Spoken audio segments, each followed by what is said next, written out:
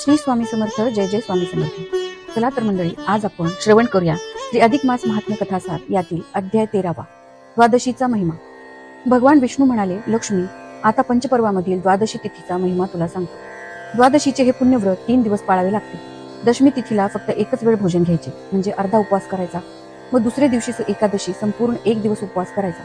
आणि तिसऱ्या दिवशी द्वादशीला शक्य तितक्या लवकर त्या एकादशीचे पारणे करायचे, म्हणजे ब्राह्मणासह यजमानाने मिष्टान्न भोजन करायचे.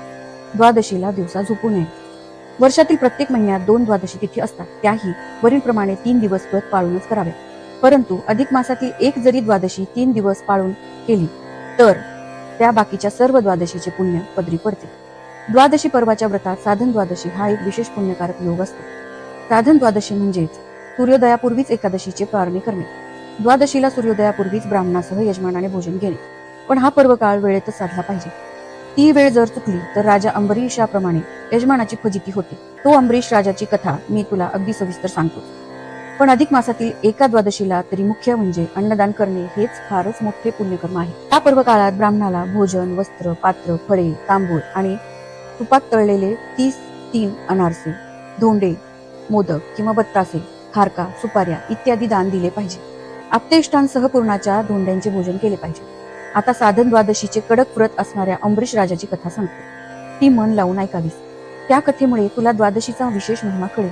पूर्वी सूर्यवंशात अंबरीश नावाचा एक सार्वभौम राजा होता. तो मोठा धर्मनिष्ठ, सदाचारी आणि पुण्यवान होता. दर महिन्याला साधन द्वादशीचे व्रत तो नेमनिष्ठेने करायचा. भल्या पहाटे सूर्योदयापूर्वी येथील तितक्या ब्राह्मणांना तो यथेच्छ भोजन घालायचा. अंबरीश राजाने अशी कितीतरी सहस्त्र भोजने घातली. त्याच्या त्या साधन द्वादशीच्या पुण्यामुळे तो इंद्रपदाला योग्य असा ठरला. आपले पद तो राजा घेईल की काय याची देवेंद्राला भीती वाटू लागली आणि म्हणूनच देवेंद्र अगदी अस्वस्थ झाला. एके दिवशी दुर्वास ऋषी देवेंद्राकडे आले होते. आगत स्वागत झाल्यावर दुर्वास ऋषी म्हणाले, देवेंद्रा, अलीकडे तुझे शरीर अगदीच कृश होत चालले आहे. काय करणार मुनिवर्य? मी चिंतेने जळत चाललो आहे. पृथ्वीवरील तो अंबरीश राजा अधिक मासातील साधन द्वादशीचा नियम अखंडपणे चालू ठेवित आहे. त्याची ती थोर पुण्याई म्हणजे मला विघ्नच आहे. देवेंद्राने हे सांगितल्यावर दुर्वास ऋषी म्हणाले, मग काय बिघडले?